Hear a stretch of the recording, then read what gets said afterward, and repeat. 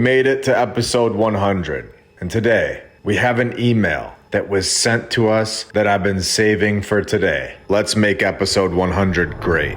Today, we expose it all to the world. Buildings, structures that are from the previous civilization in every single state, looking so out of place. Palaces that I believe were originally meant for all of us and have since been taken over. Today, we go and visit a palace from the old world that now holds a new name, calling it the Wisconsin State Capitol Building, located in Madison, Wisconsin, where we are told that this is, of course, the fifth structure to serve as the Wisconsin State Capitol. We have seen this over and over, multiple buildings. We know here that this narrative is 100% repeating. This is not the fifth building on this site, and we all know this. Today, this narrative will be exposed to the world forever. I'm going to put the mainstream narrative into checkmate right now. We are told that in 32 AD, the people from 2,000 years ago were over in Palmyra, Syria, constructing palace cities. Stone, marble, and granite columns all over the place 2,000 years ago. Exactly like we've shown and gone into great detail about. And then we evolve and we advance so much over the next 2,000 years that we construct the first Capitol building in Wisconsin. And it's a prefabricated wood frame house without heat and without water. So what the heck happened? How can we evolve and advance from stone and granite columns everywhere in the world into wood frame sheds? If you had your eyes closed and your fingers in your ears so far, you would still hear and you would still see that we are not evolving and we are not advancing. We fully understand at this point that an event took place within the last few hundred years that took the previous civilization, an extremely powerful and an extremely advanced group of people, and removed them all. An event that set all of us back to the beginning. Dirt roads, a brand new history. Horses and wagons and outhouses. We are told that the first Capitol building was constructed in 1836, the wood shed. And here is a photo of it, supposedly. And if you ask me, it looks like something that we build today, using the same pathetic vinyl siding that we do today, and then telling all of us this ridiculous story about it. We have shown that the world population, if you go back only a few hundred years, it drops down to basically nothing. Nobody was here in the 1700s, all according to the information that we are given. 1840, 1,800 years after the palace cities in Syria. Nobody was here in the entire state of Wisconsin. Not just Madison. Only had 30,000 people in the entire state. And you might say, well, that's because the USA is new. It's a brand new country. We just started in 1776. Well, the same thing is going on in Syria, with a massive spike very recently in the population. Were they a brand new country?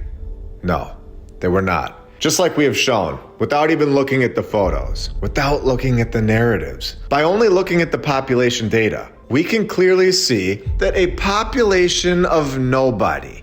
They were not riding around on Seabiscuit and their wagon attached, hauling granite and carving stone, constructing palaces 150 years ago without a power tool. All better than we do today. And in a much more efficient, faster timeline. 100% something happened based on the data that we are given. Now, in 1860, the entire state of Wisconsin, the whole thing, only had 775,000 people. They didn't even have 1 million people yet. This is 1860. In 1850, only 10 years before that, it drops down to 305,000. So then in 1840, they only had 30,000 people here. This is the entire state of Wisconsin, only having 30,000 people. 10 years before it had 300,000. Do you see how fast the population is dropping here? In 1837, how many people were in the whole state of Wisconsin? Like 15, 20,000 people? How many people lived in Madison, that little city? That's the whole state of Wisconsin. So how many people lived in Madison at that time? 1 or 2,000 people? Well, here it is. Madison, Wisconsin, 1850. 13 years after the date we're talking about, where we know the population spiked dramatically. 1850, only 1,525 people. So how many people were in Madison, Wisconsin in 1837? Do you still believe what you've been told? Milwaukee, Wisconsin had 1,712 people in 1840. 1837, 3 years before. Madison, Wisconsin, half of them being children. How many people were here? Who was trained to build these Capitol buildings? And why is our population worldwide basically zero? Just 184 years ago. Who was constructing the palaces? Who was training everybody? No power tools, no shipping companies, no people. What are we seeing today? Why would a population of nobody, and half of them being children, why would they need to construct a second Capitol building in 1837 when nobody is here to even verify that this was actually happening? We are told these stories, and we all believed it for years until now. Verified by nobody and built by nobody. They are already on to their second Capitol building in Madison, Wisconsin, all because of the growing government of 4 people. They need to keep making new Capitol buildings, supposedly, to govern over nobody. Or did they know that this was the beginning of our new timeline, and they were preparing for all of us to be here, creating these fake stories before we all got here. And then we were all inserted into this fabricated system, located on the same exact site, we are told, of the present Capitol building. We're unable to verify if this second Capitol building was ever even here, because there was a population of basically nobody. A stone structure, we are told, all to explain this old world palace that is here before us today. Why did a population of nobody, a population with 0 training processes, freezing in the winters and struggling, why did this small community need to replace a palace stone structure over and over, riding their horse or donkey home to their sheds? When you really ask these questions and you look at the stories, you look at the stats that are given, lies begin to fall apart in an instant, especially when you know what to look for and have been shown where to look. If we were wrong, we would have been done by episode 10. We all know that the opposite is happening. We're all just getting started. We are growing to a bigger and bigger audience every single week for a reason. So the first Capitol building, 1836, the wood shed. Then 1837 to 1838. When nobody was there, and we know that, a stone structure is constructed. 1 year, and it's done. This is constructed by nobody. Are we all following so far? And then, by 1858, the stone structure that they built in a year is kicked to the curb, and a third Capitol building was constructed, we are told, telling us that it collapsed while still under construction, where that looks completed to me, and it looks like a destruction project. Look at our wooden shed right here at the bottom. This is a comparison between the old world and our world at the time. It's pathetic. Where it was, of course, you guessed it, destroyed by a fire. Can you believe how these stories all over the world are all fabricated and repeated, all generated by a computer, in my opinion? Just like we have shown, it's so easy for a computer to come up with these stories. We've shown this. Given the technology that we have today, back to us within the last 200 years, pretending like we are the most advanced group of all time. The lights are on now. The puppet show is over. The stage is now set for all of us to take our minds back. Our lives are so much more valuable than what we have all been told and shown. It's time for the world to wake up. And now that we have a solid foundation of the history surrounding this location, me and my crew are going to take the cameras inside of this old world palace, and we are going to expose the email that was sent to us. Welcome to episode 100 of My Lunch Break. I hope you're all having a great day, and if you're new, welcome.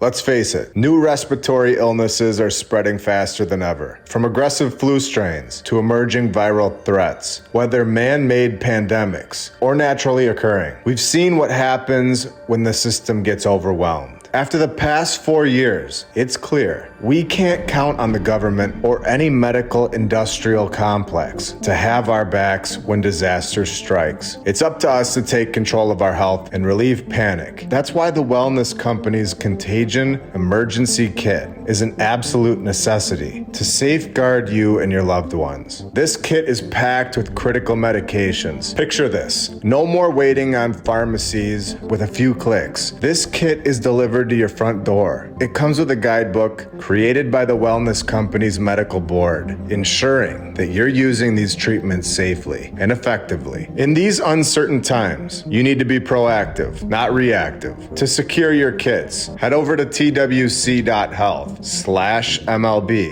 and use code MLB to save up to $30 off plus free shipping. That's twc.health/MLB and use code MLB to save up to $30 and free shipping right now. All right, let's be real. There's a food you're probably eating right now that's killing your testosterone, draining your energy, and wrecking your focus. And the crazy part? This food is advertised as healthy. Tons of guys are eating it every day because they think it's gonna help them burn fat and build muscle. But here's the shocking truth. It's doing the exact opposite. Even if you only eat this food once in a while, it's enough to devastate your testosterone, leaving you feeling weaker, more unmotivated, and struggling in the gym, at work. And trust me, it's not just your age or genetics holding you back. It's this one unexpected food. Here's the thing. This food is so common that most guys don't even realize how much damage it's causing. But there's a simple way to avoid it, and our friends over at V-Shred have created a powerful video that reveals exactly what this healthy food is and how cutting it out can transform your whole body, helping you build muscle, lose fat, and boost your energy. So if you want to know what this testosterone killing food is and how to avoid it, head over to sculptnation.com/MLB. Again,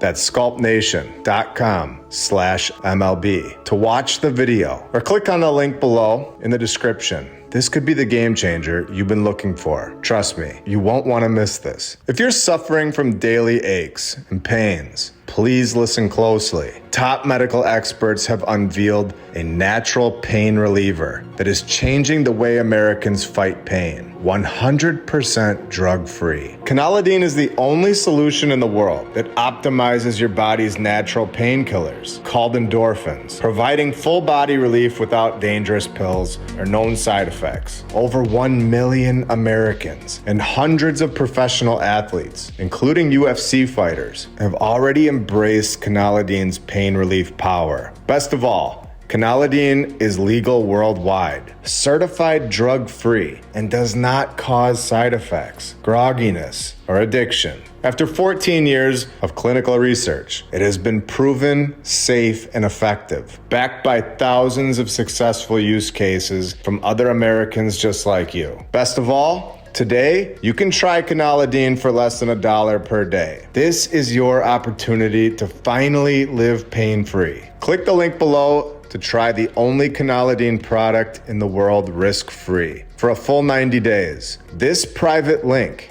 and special discount expires at midnight tonight. Experience daily pain relief. Go to www.tricano.com/MLB. Experience daily pain relief with Canalidine. You have nothing to lose but your pain. And I want to thank all of our sponsors over on Patreon. Thank you to FlatEarthDave.com. You can check out his app, the Flat Earth, Sun, Moon, and Zodiac app.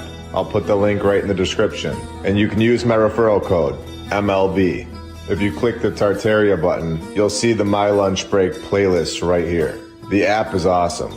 Thank you to Rebecca K, The Lady Lacey Show, David and Sherry Ferguson, Edwin Johnson, Chuck Templeton, Joy Lee, Stephanie Nolan, The Burlesons, Suez KC, Edwin Rice, Helmut, Charles Kruger, Don Gaston, Dan Woodall, Dale, DJ Clicktrack, Edward and Brianna, Jacob Law, Jim Ribley and Christine Duggan, Kyle Glasscock, PKTFnews.org, Regna Saturna, Dendries NL, Natalie Shippenoff, Amberson EMC, HK Sue, Melissa Edgar, Biggles, Clayton Lamar, Ultimus Maximus, Noble Task Homestead, John Adams, Roberts O'Zolins, Crypto Schizo, Rick Tapkey, Blake, Billy Prater, The Phoenix Art, The Arnolds, Attila Power, VKH Bonner, Bell's Clarions for God, Forbidden Gecko Love, Justin Grobner Grubb, Leah Strong, Peter Batani, Dakota Dunn, Eric Martinez, Ivan Apoctoli,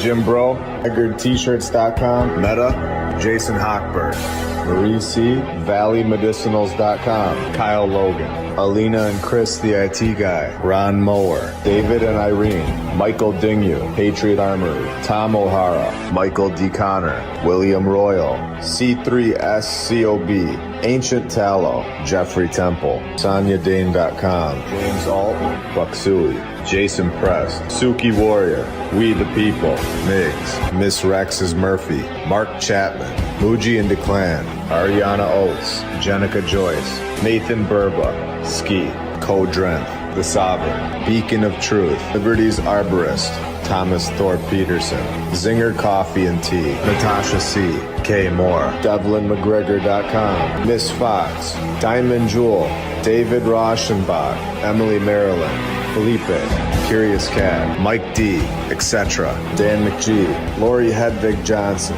Terry, Paraplegic Coffee, Avatars of Gaia, Secrets Beyond Earth, Ellie Annie, Ivan Apoctoli, Seth Craigo, D Woods, Glenn Gunderson, Mousie's Mouse Cheese Records, James Vincent, Robert's Brain is Gone, Extreme Reality Check, Anna and Marley Valdez, Wayne T, Late for Dinner, Wanakar Camo, Paolo Goncalves, Dax Bilchek, Appeal to Heaven, G Power, Lisa Boutwell, Papa One, Jesse De Leon, Festive Trev, Andrea J. Kerrigan, Janet Elizabeth, Dr. Mom, Hen Patriot, Doc Halo, Henry's Mom, Vince Moreno, Shiba Shaba in the Darkness. You guys are all awesome and helping this channel out a lot. After seeing the first 99 episodes, including episodes like 80, 72, our 1 hour special, episode 77, episode 78, 92, and others like 40, 96, and of course episode 44. Just get your popcorn ready.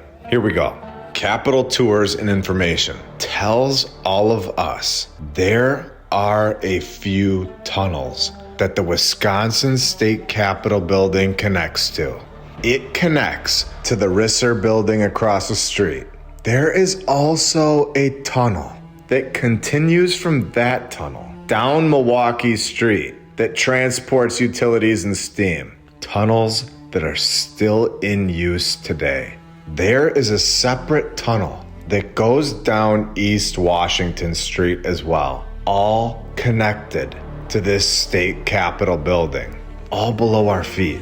And then, of course, the closing statement to all of us, a building that I believe was truly meant for all of us, telling us, unfortunately, the tunnels are not available to the public. Can you believe what we just read? Can you believe what is under our feet? We have shown this in Illinois, where we actually saw the tunnel under the Illinois State Capitol building. This email is verification, in my opinion, that these structures were all constructed together by the previous civilization and were all connected underground in every single city in the world. They all have tunnels. I named all the episodes that we have shown this. I don't think they're actually blocking us off from the tunnel hallways. I think the tunnel hallways actually lead to so much more. I think it would fully expose that the structures are much bigger underground. And there is a lot more going on under our feet than we could ever imagine.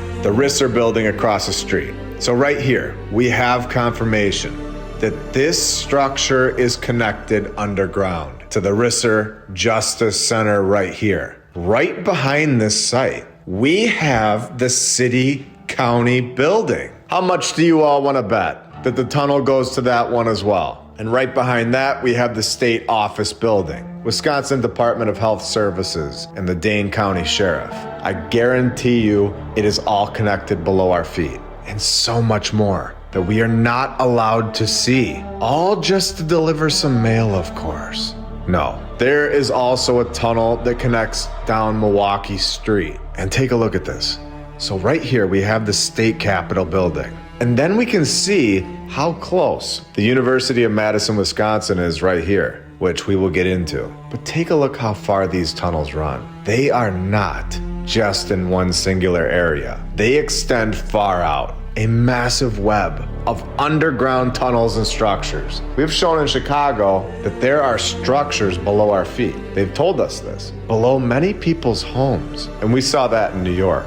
And then going on to say that there is a separate tunnel, meaning that there are multiple tunnel systems in this location alone, a separate tunnel. This one down East Washington Street. So here is East Washington. Let's start up at the top. Let's keep going down this road. And let's see where this connects to. Keep going. Let's keep going. Is that's the state capitol. Wait.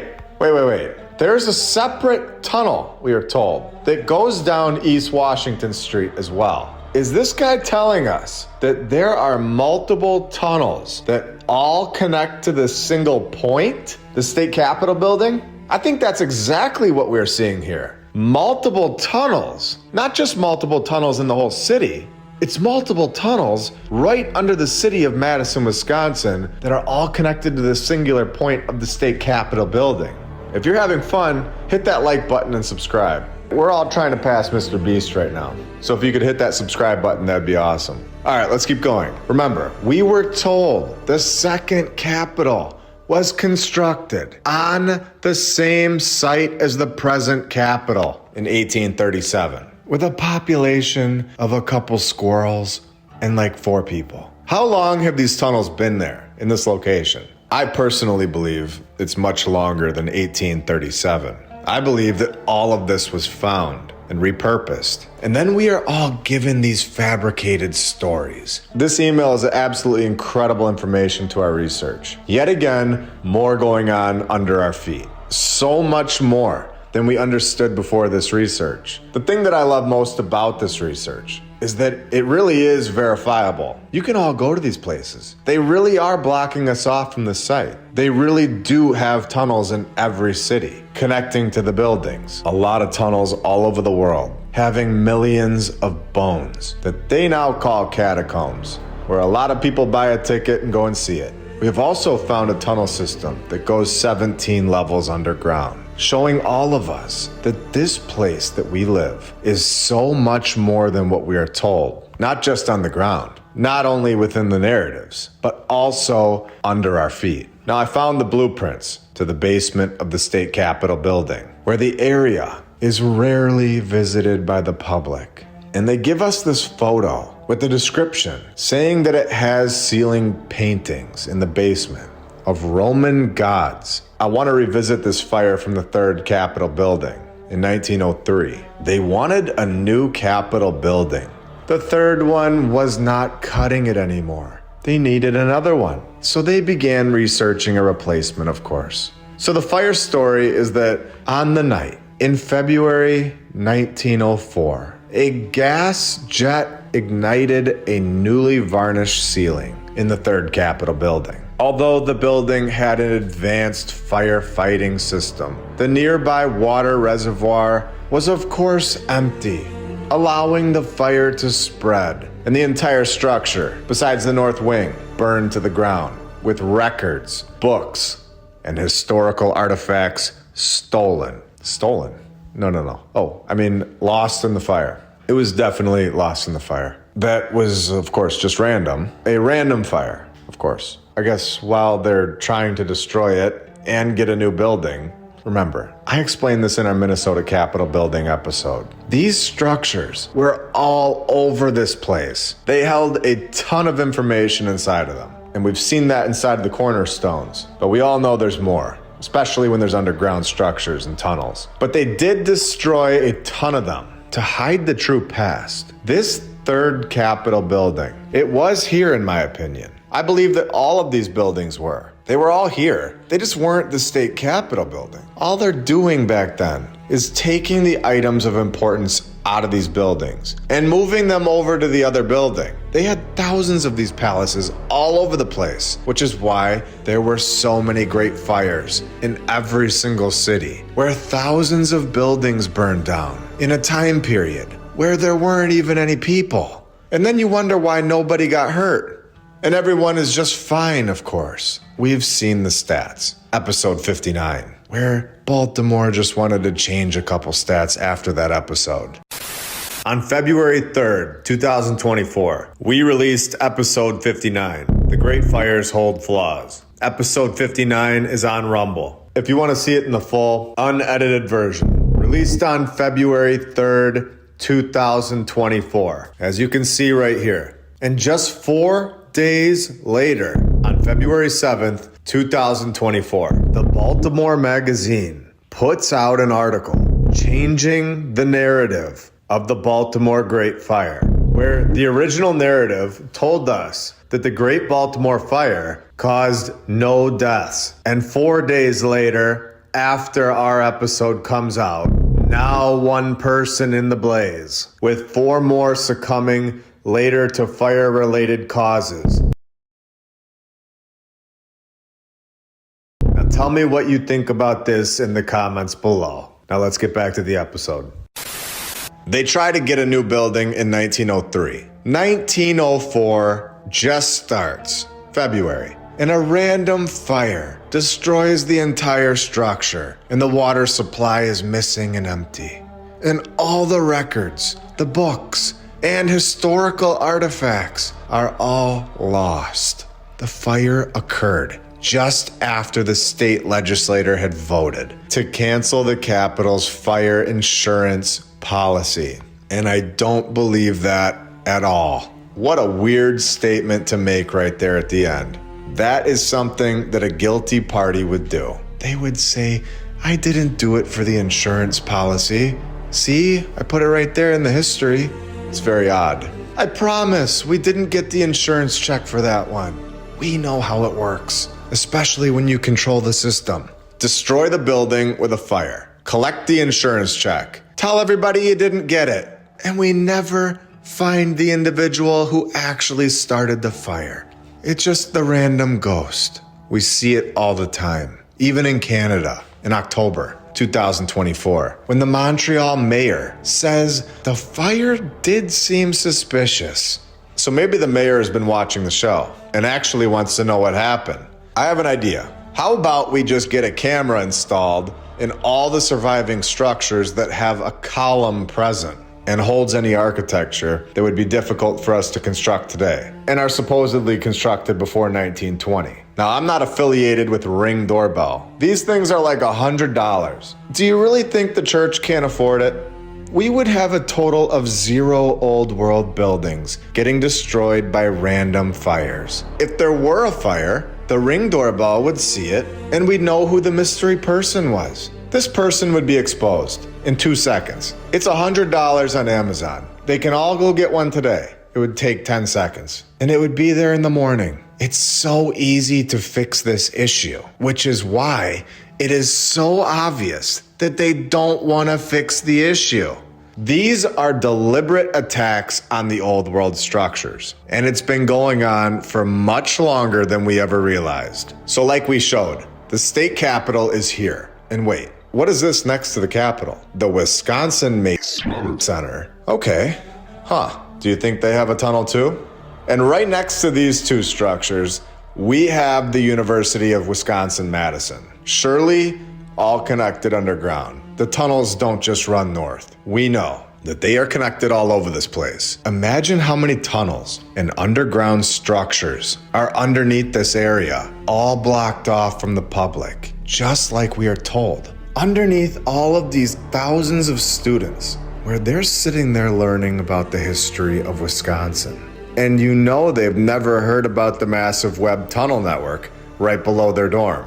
This is incredible. Now let me ask you, how many of these structures from the old world were handed over to the state? Government-run indoctrination, no. I mean, education institutions. I would say these buildings have been hiding right in front of our faces and have been doing so for so long. Thank you to all of our badge members, all of our Patreons, and every single subscriber, and everybody who likes the episodes. I am very thankful for all of your support, and it's really cool seeing this community grow. And for more and more people to get the opportunity to see this information and to be able to see with a little more clarity than before. Being able to think logically is one of the greatest gifts that we can all be given in this life. I also want to thank my entire team here. We are growing and getting more and more powerful by the episode. We have so much stuff, so many incredible places that are on the way. I can't wait to share it with you all. We are also over on Rumble, X, Instagram, TikTok, Rockfin, and Spotify. If you're not following on Rumble yet, please do that after this.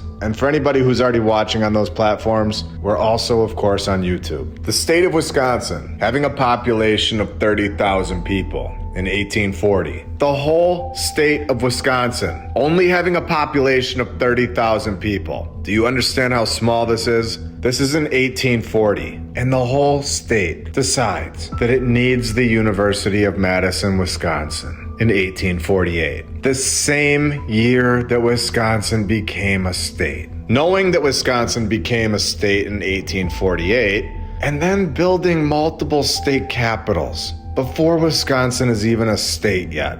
I think that's pretty odd in my opinion. Just throwing together state capitals, universities, and the rest, with a population of nobody. And they don't even have a state yet. It's almost like they knew that we were all on the way. I think they did. I think they knew that we were all coming, and we were all just gonna believe whatever they said. And they were setting it up, resetting it up. The reset for all of us. The Wisconsin State Capitol building underwent a destruction project that lasted 14 years. The project to supposedly restore it again takes 14 years.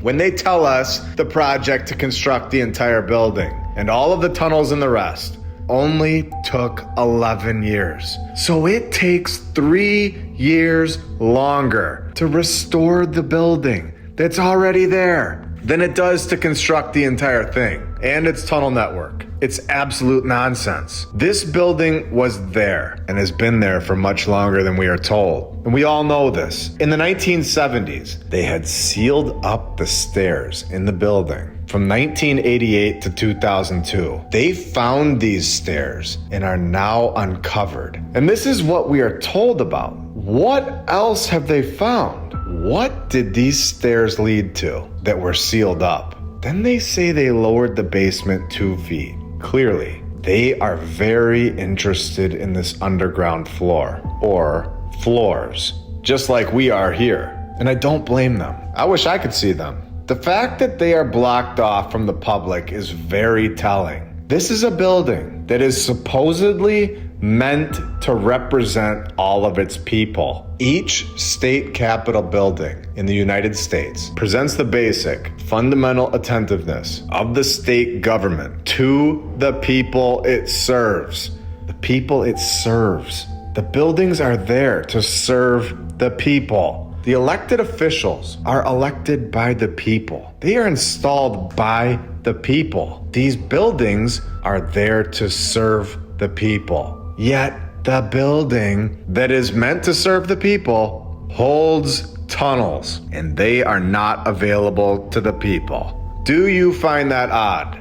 Do you find it odd? that the building is really the people's building, yet the people are restricted from seeing what's inside. Now, for the people that live in this area, if I leave this part out of the story, I'm sure we'd see it in the comments. So I will inform you all that there is a man, Robert Grunenwald, better known as Tunnel Bob, a resident of Madison, Wisconsin, a man that has been exploring these tunnels since the 1970s. And apparently he lived in the tunnels under the University of Wisconsin-Madison. Patrick Rothfuss, an author, wrote a book about Tunnel Bob called The King Killer Chronicle that won a bunch of awards and was a New York Times bestseller. Now, the interesting part is that Patrick's father apparently had access to these tunnels and gave Tunnel Bob permission to work in the tunnels. And I don't know Patrick. He's probably a great guy. Again, I don't know him. But just looking here at what's been written, in 2001, he wanted to reach his charity goal of $333,333. And then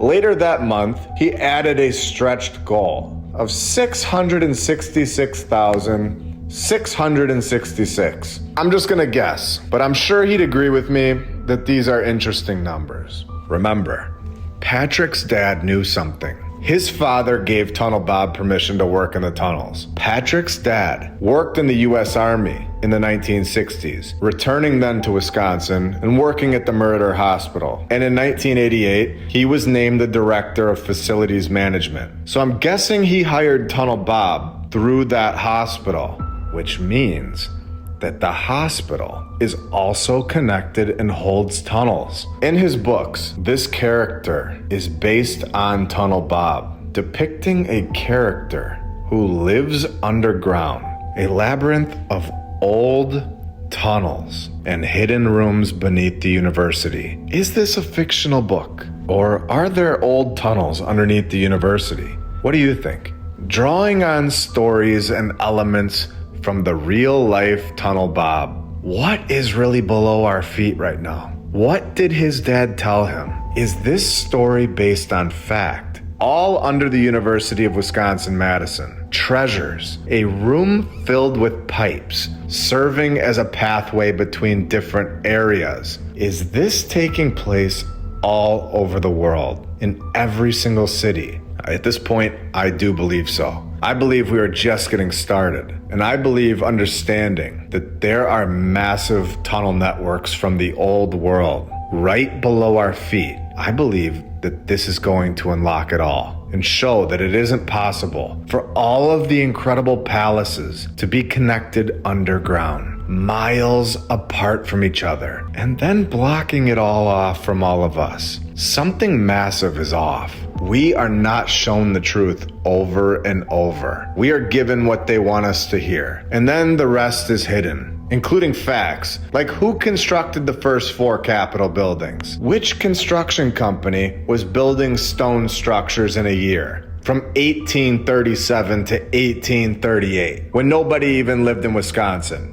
This was not the Capitol in 1837. This was another structure that they found and deleted from the world that we all live before we all got here. John S. Fuller took this photo. And what else was he taking pictures of? I think John S. Fuller was a little confused as to what these structures were doing here and wanted to show everybody. This is a photo from the University of Wisconsin-Madison campus, showing the first 3 buildings on the campus. We can clearly see the construction that we were doing at the time. Little wooden sheds right here at the bottom. And then you have the old world's work up here on the hill. And we all know that the tunnels are underneath all that dirt already. And we have the South Hall on the left. We have the University Hall right here in the middle. And then the North Hall on the right. I wish Mr. Fuller would have taken that camera and pointed it to the right a little bit so we could have seen what's over there. I bet you it was a bunch of buildings that were incredible. You can see the old world technology on the top of these buildings. And this is what I was taught about: horses and wagons, dirt roads, and this wild, wild west looking row of hardware stores and sheds. And look at these houses. This is the construction of the time. Not palaces.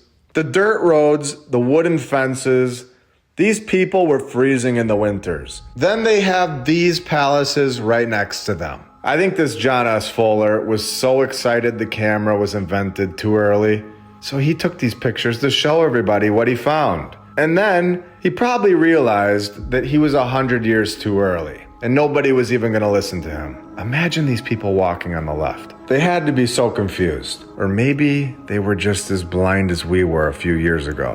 What an incredible photo. It's all falling apart for the mainstream narrative. We now have 100 episodes exposing so many narratives in every single continent. We now have thousands of people uniting together, keeping an eye on these old world structures all over the world. If this was the first 100 episodes, I can't wait to see what we find in the next 100. I hope you all have a great rest of your day. Thank you for being here for episode 100, and I'll be back next Saturday. See ya.